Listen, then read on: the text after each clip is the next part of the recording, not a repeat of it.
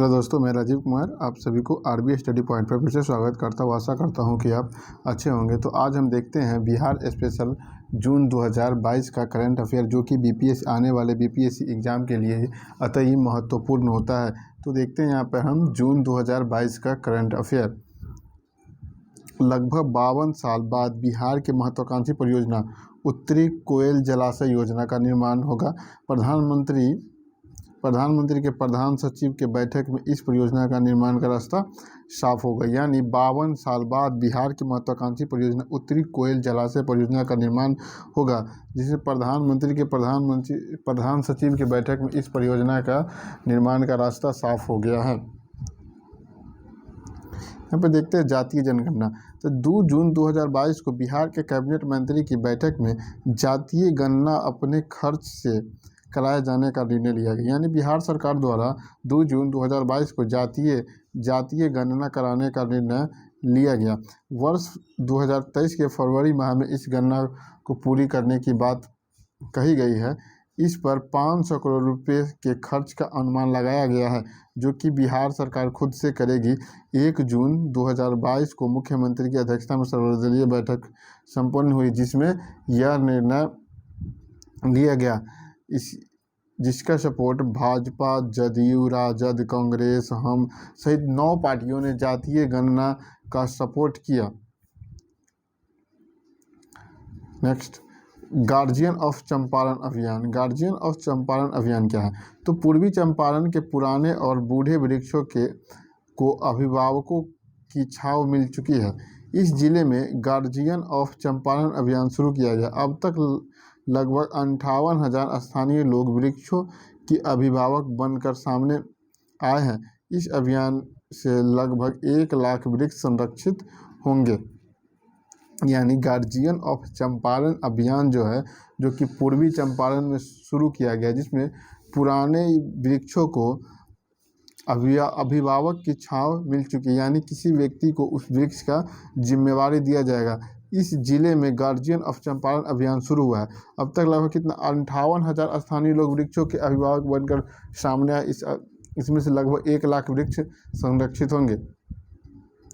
Next, Bihar के उप मुख्यमंत्री सुश्री रेणु देवी को कर्नाटक के चित्रकूट जिले में आयोजित कार्यक्रम भागीरथ श्री सम्मान मिला है। भागीरथ श्री सम्मान मिला है। कार्यक्रम का उद्घाटन कर्नाटक के मुख्यमंत्री बसवराज बोम्मई ने किया। यानी बिहार के उप मुख्यमंत्री जो उस समय थी रेणु देवी, अभी है तेजस्वी यादव, को कर्नाटक चित्रकूट जिले में आयोजित कार्यक्रम भागीरथ श्री सम्मान मिला है। भागीरथ श्री सम्मान मिला है।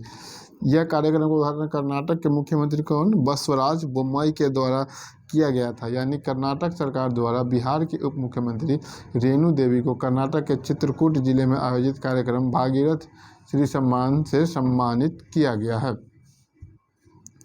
नेक्स्ट, 7 जून 2022 को 10,651 करोड़ की सड़क व पुल परियोजना का शिलान्यास हुआ। इसके अतिरिक्त 2,934 करोड़ की सड़क परियोजना का लोकार्पण भी हुआ। यानी कुल 13,585 करोड़ की लागत से 15 राष्ट्रीय राजमार्ग परियोजना का लोकार्पण और शिलान्यास हुआ। गांधी सेतु के पूर्वी लेन का उद्घाटन मुख्यमंत्री नीतीश कुमार और सड़क एवं राजमार्ग मंत्री नितिन गडकरी ने मिलकर किया। नेक्स्ट, 7 जून 2022 को मुख्यमंत्री श्री नीतीश कुमार और केंद्रीय सड़क एवं परिवहन मंत्री नितिन गडकरी ने गांधी सेतु की पूर्वी लेन और छपरा से गोपालगंज तक 54 किलोमीटर लंबे दो पेव्ड शोल्डर सड़क परियोजना का लोकार्पण किया, जो हाजीपुर छोर से निकला है। यानी 7 जून 2022 को मुख्यमंत्री श्री नीतीश कुमार और केंद्रीय सड़क एवं परिवहन मंत्री नितिन गडकरी ने गांधी सेतु के पूर्वी लेन और छपरा से गोपालगंज तक 94 किलोमीटर के 2 पेव्ड शोल्डर सड़क परियोजना का लोकार्पण किया, जो कि हाजीपुर के छोर से निकलती है। नेक्स्ट, 8 जून 2022 को मुख्यमंत्री श्री नीतीश कुमार ने इन्वेस्ट बिहार के अंतर्गत इन्वेस्टर्स मीट सह बिहार टेक्सटाइल एवं लेदर पॉलिसी 2022 का लोकार्पण पटना में किया। इस पॉलिसी का मुख्य आकर्षण 10 करोड़ तक पूंजी निवेश अनुदान, 80 लाख प्रति वर्ष का विद्युत शुल्क अनुदान, 10 लाख प्रति पेटेंट तक का पेटेंट निबंध अनुदान और 5,000 रुपये प्रति माह तक का रोजगार सृजन और 10 लाख प्रति वर्ष तक का माल भाड़ा प्रतिपूर्ति प्रोत्साहन। वेतन में 5,000 श्रमिक तक का योगदान देने वाले बिहार देश का पहला राज्य बन गया। तो पुनः देखते हैं। 8 जनवरी 2022 को मुख्यमंत्री श्री नीतीश कुमार इन्वेस्ट बिहार के अंतर्गत इन्वेस्टर्स मीट सह बिहार टेक्सटाइल एवं लेदर पॉलिसी 2022 का लोकार्पण पटना में किया। इस पॉलिसी का मुख्य आकर्षण 10 करोड़ तक के पूंजी निवेश अनुदान, 80 लाख प्रति वर्ष विद्युत शुल्क अनुदान, 10 लाख प्रति पेटेंट निबंध अनुदान, 5,000 रुपये प्रति कर्मी प्रति माह का रोजगार का सृजन अनुदान और 10 लाख प्रति तक का माल भाड़ा प्रतिपूर्ति प्रोत्साहन। वेतन में 5,000 श्रमिक तक का योगदान देने वाला बिहार देश का पहला राज्य बना है। अमृत सरोवर योजना ये क्या है? तो अमृत सरोवर योजना हर जिले में 75 तालाब का निर्माण होगा। यानी अमृत सरोवर योजना के तहत बिहार के हर जिले में 75 तालाब का निर्माण किया जाएगा। बिहार में मनरेगा के तहत एक दिन में सबसे अधिक श्रमिकों को काम मिलने का रिकॉर्ड 7 जून 2022 को बना। इसी दिन 22,04,000 श्रमिकों को काम दिया गया। यानी बिहार मनरेगा के तहत एक दिन में सबसे अधिक व्यक्ति को काम दिया। यह रिकॉर्ड 7 जून 2022 को बना, जब इस दिन एक ही दिन 22,04,000 श्रमिकों से काम लिया गया। देखते हैं अब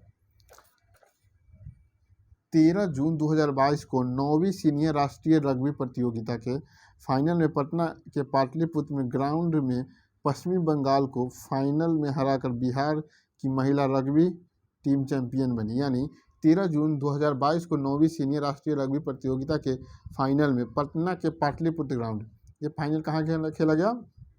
तो पटना के पाटलिपुत्र ग्राउंड में पश्चिम बंगाल को फाइनल में हराकर बिहार की महिला रग्बी टीम ने चैंपियन बनी।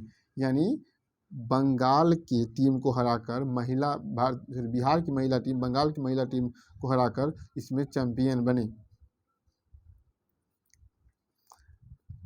जन कवि नागार्जुन स्मारक निधि। दिल्ली ने वर्ष का जन कवि नागार्जुन स्मृति सम्मान 2022 मैथिली के सुप्रसिद्ध कवि लेखक डॉक्टर तारानंद वियोगी को देने का निर्णय लिया। यानी डॉक्टर तारानंद वियोगी को जन कवि नागार्जुन स्मारक निधि दिल्ली ने वर्ष का जन कवि नागार्जुन स्मृति सम्मान 2022 से सम्मानित किया, जो कि ये तारानंद वियोगी एक मैथिली सुप्रसिद्ध कवि और लेखक हैं। एनटीपीसी के Navinagarh power station, NTPC National Thermal Power Corporation National Thermal Power Corporation इसका फुल फॉर्म होता है। तो एनटीपीसी की नवीनगढ़ पावर जनरेशन कंपनी के थर्मल पावर स्टेशन में 660 मेगावाट की तीसरी और अंतिम इकाई ने 1 जून से कार्य आरंभ कर दिया। इसके साथ ही औरंगाबाद के बारून प्रखंड स्थित इस प्लॉट की कुल 980 मेगावाट बिजली का उत्पादन शुरू हो गया है। कैमूर वन्य अभयारण्य। कैमूर वन्य अभयारण्य को इस वर्ष टाइगर रिजर्व की मंजूरी मिलेगी। वाल्मीकि टाइगर रिजर्व के बाद यह बिहार का दूसरा टाइगर रिजर्व होगा। वाल्मीकि टाइगर रिजर्व पश्चिमी चंपारण में है। यहाँ पर देखते हैं कैमूर वन्य अभयारण्य, यानी कैमूर वन्य अभयारण्य को इस वर्ष टाइगर रिजर्व के रूप में मंजूरी दी जाएगी, जो कि इससे पहले बिहार में एकमात्र वाल्मीकि टाइगर रिजर्व होगा और ये कैमूर वन्य अभयारण्य दूसरा टाइगर रिजर्व होगा बिहार का। टेक्सटाइल सेक्टर में टीटी व रूपा बिहार में निवेश करेगा। टेक्सटाइल सेक्टर में भारत में जो इन्वेस्टर को बुलाया जा रहा है, इसमें टीटी व रूपा कंपनी बिहार में निवेश करने जा रही है। बिहार के से राष्ट्रपति चुनाव में कुल 81,239 वोट। बिहार से राष्ट्रपति चुनाव में कुल 81,239 वोट, जिसमें से सबसे अधिक भाजपा के वोट है 28,721 और दूसरे नंबर पर जेडीयू के 22,485 तथा तीसरे नंबर पर किसका है, राजद का। इस राष्ट्रपति चुनाव में द्रौपदी मुर्मू भारत की राष्ट्रपति बनी हैं, जो कि एनडीए का उम्मीदवार थे। नेक्स्ट देखते हैं, मछली उत्पादन में बिहार देश में चौथे स्थान पर। वहीं पे अगर दूध उत्पादन की बात की जाए तो बिहार में पिछले साल की अपेक्षा इस बार दूध का उत्पादन 3 गुना अधिक बढ़ गया है। यानी मछली उत्पादन में बिहार देश में चौथे स्थान पर है, वहीं पर दूध उत्पादन में जो बिहार की बढ़ोतरी है वो 3 गुना रिकॉर्ड की गई है।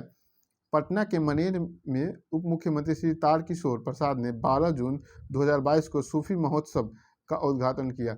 सूफी महोत्सव का उद्घाटन बिहार के उप मुख्यमंत्री तारकिशोर प्रसाद ने 12 जून 2022 को किया, लेकिन अभी तत्काल सरकार चेंज होने की वजह से बिहार के उप मुख्यमंत्री श्री तेजस्वी यादव हुए। नेक्स्ट देखते हैं, पटना में ईशान किशन 7वें स्थान पर। पटना के ईशान किशन एक भारतीय क्रिकेटर में बल्लेबाज और विकेट कीपर के तौर पर खेलते हैं। ये सलामी बल्लेबाज हैं। ईशान किशन आईसीसी में 15 जून 2022 को T20 रैंकिंग में बल्लेबाजी की सूची में 68 पायदान की लंबी छलांग लगाकर 7वें स्थान पर पहुंच गए हैं। ईशान किशन जो कि पटना से बिलोंग करते हैं, ये आईसीसी की T20 रैंकिंग में लंबी छलांग लाकर 7वें स्थान पर पहुंचे। इससे पहले कैमरा पर था 68 पर था, जो कि अभी कैमरा पर है 7वें पर है।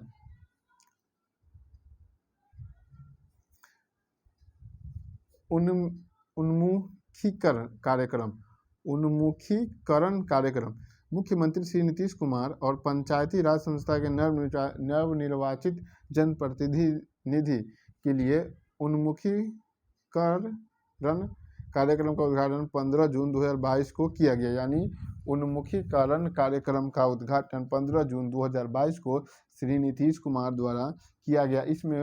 ये इसके लिए किया गया जो कि पंचायती राज संस्था में नवनिर्वाचित जनप्रतिनिधि के रूप में चुने गए थे।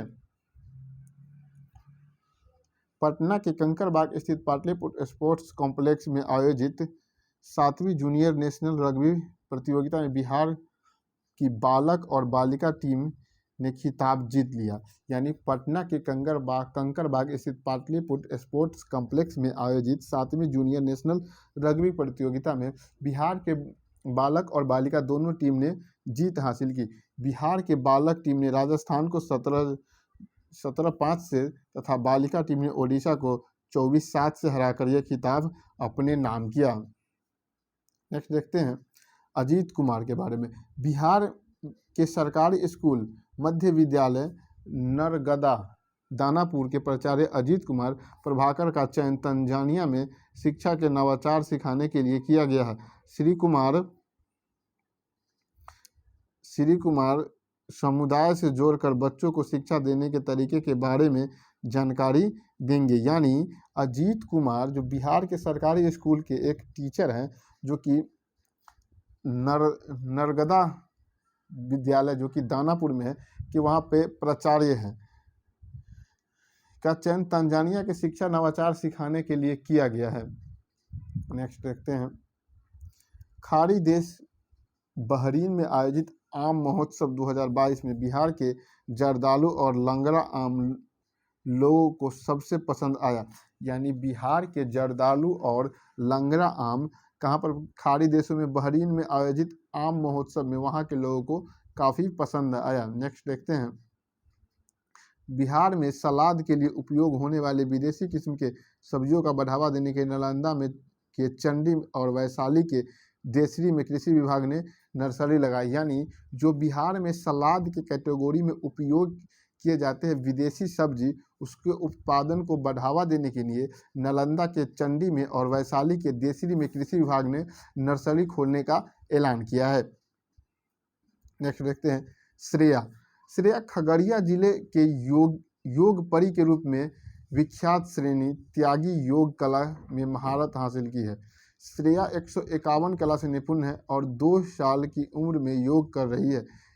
इसने कई राष्ट्रीय और अंतर्राष्ट्रीय पुरस्कार प्राप्त किए हैं। यानी श्रेया जो कि खगड़िया जिले से बिलोंग करती है, जो कि योग में महारत हासिल करने की वजह से इसे योग परी के रूप में देखा जाता है, यानी योग परी इन्हें कहा जाता है। श्रेया 151 तरह का योग कर सकती है, जो मात्र 2 साल की उम्र में जो साल की उम्र से ही योग कर रही है। इसमें कई राष्ट्रीय और अंतर्राष्ट्रीय पुरस्कार भी प्राप्त किए हैं। नेक्स्ट, मुख्यमंत्री श्री नीतीश कुमार की पार्टी जदयू ने राष्ट्रपति में एनडीए के उम्मीदवार द्रौपदी मुर्मू को सपोर्ट किया। वहीं पर विपक्षी पार्टी राजद के उम्मीदवार यशवंत सिन्हा ने को सपोर्ट किया। इसमें यशवंत सिन्हा को द्रौपदी मुर्मू हरा करके भारत का राष्ट्रपति बनी। यशवंत सिन्हा विपक्षी दल के उम्मीदवार थे, वहीं पे अगर द्रौपदी मुर्मू की बात की जाए तो वो एनडीए यानी पक्षी दल के उम्मीदवार थे। पटना के कुम्हरार में राज्य का सबसे बड़ा पक्षी भवन बन रहा है, राज्य का सबसे बड़ा परीक्षा भवन बन रहा है, जो 5.42 एकड़ में बनने वाली परीक्षा भवन है, जो कि एक ही बार में 25,000 लोग इसमें बैठ करके परीक्षा दे सकते हैं। यानी पटना के कुम्हरार में राज्य का सबसे बड़ा परीक्षा भवन, यानी बिहार का सबसे बड़ा परीक्षा भवन कहाँ बन रहा है, तो पटना के कुम्हरार में बन रहा है, जो कि 5.42 एकड़ में फैला होगा। इस परीक्षा भवन में एक ही बार में बैठकर 25 लोग एग्जाम दे सकते हैं। सबौर कृष्णकली, कम बीजों वाली एलर्जी से मुक्त सबौर कृष्णकली बगैर बाजार में जल्द उपलब्ध होगा। यानी सबौर कृष्णकली, कम बीजों वाली एलर्जी से मुक्त सबौर कृष्णकली बगैर बैगन बाजार में जल्द उपलब्ध होगा। 7 वर्षों के शोध के बाद बिहार कृषि विश्वविद्यालय सबौर ने इसे इजाद किया है, यानी इसे खोजा है। नेक्स्ट, 5 जून 2020 को मुख्यमंत्री श्री नीतीश कुमार ने गंगा पथ के दीघा से पीएमसीएच तक के हिस्सा का शुभारंभ किया। इसके अतिरिक्त 23 करोड़ की लागत से बने रेलवे ऊपरी पुल मीठापुर छोड़ और 69.55 करोड़ की लागत से बना अटल पथ 2 का लोकार्पण किया। नेक्स्ट,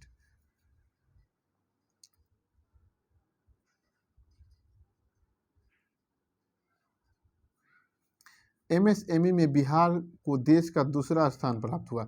यानी राज्य और संघ शासित प्रदेश क्षेत्र में सूक्ष्म, लघु और मध्यम उद्योग एमएसएमई के सेक्टर में प्रोत्साहन और विकास के लिए किए गए कार्य की कैटेगरी में बिहार की नेशनल एमएसएमई अवार्ड मिला है। बिहार को दूसरा स्थान मिला है। 30 जून को नई दिल्ली में प्रधानमंत्री श्री मोदी ने बिहार को सम्मानित किया। यह पुरस्कार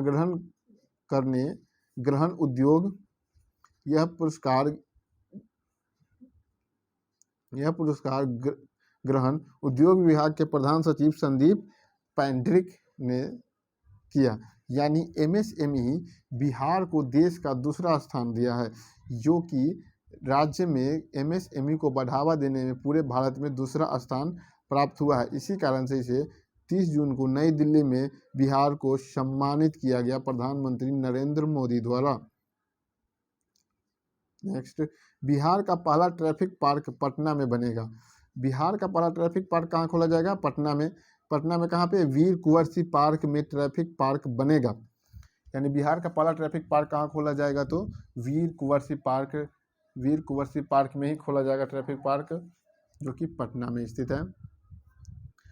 भारत सरकार के अनुसार 27 जून 2022 तक 100% गाँवों में नल जल कनेक्शन वाले सबसे अधिक गाँव बिहार के ही है। यानी भारत सरकार के अनुसार भारत सरकार रिपोर्ट के अनुसार 27 जून 2022 तक 100% गाँवों में नल जल कनेक्शन करने वाला बिहार का सबसे अधिक गांव है। इसमें नल जल सुविधा वाले 33,131 गांव हो गए हैं, जबकि बिहार में कुल गांवों की संख्या 39,456 है, जिसमें से 33,131 गाँव में हर घर नल जल पहुंचाया जा रहा है, जो कि पूरे भारत में किसी भी राज्य का सबसे अधिक गांव है। भारत की आधी डॉल्फिन बिहार में, यानी भारत में जितने भी डॉल्फिन पाए जाते हैं वो उसका आधा डॉल्फिन केवल बिहार में ही स्थित है। नेक्स्ट, बिहार विधानसभा में राजद सबसे बड़ी पार्टी बन गई क्योंकि ओवैसी की पार्टी ऑल इंडिया मजलिस इत्तेहादुल मुस्लिमीन AIMIM की 5 में से 4 विधायक राजद में शामिल हो गए हैं। इस कारण से राजद में अब विधायकों की संख्या 79 हो गई है, जो कि बिहार की सबसे बड़ी पार्टी बनी है। पटना और आरा में 6 बच्चों ने मिलकर एक फुटबॉल खेलने वाला रोबोट बनाया है। पटना और आरा के 6 बच्चे मिलकर फुटबॉल खेलने वाले एक रोबोट का विकास किया है। बिहार की छपरा की सविता पहली महिला साइकिलिस्ट बनी है जो दुनिया की सबसे ऊंची सड़क उमलिंगला पर पहुंची है। उमलिंगला दुनिया की सबसे ऊंची सड़क कहाँ पे है? तो यह है लद्दाख में है। दुनिया की सबसे ऊंची सड़क कहाँ है? उमलिंगला, जो कि लद्दाख में है, और यहीं पे उमलिंगला दर्रा भी है। तो ये मेरा हो गया बिहार स्पेशल का जून 2022 का करंट अफेयर, जो कि BPSC एग्जाम के लिए अति ही महत्वपूर्ण है, जो कि बिहार स्पेशल से करंट अफेयर से डायरेक्टली क्वेश्चन वहाँ पे पूछा जाता है। अगर आपको ये वीडियो अच्छा लगा हो तो लाइक, शेयर और सब्सक्राइब करना ना भूलें। जय हिंद, जय भारत।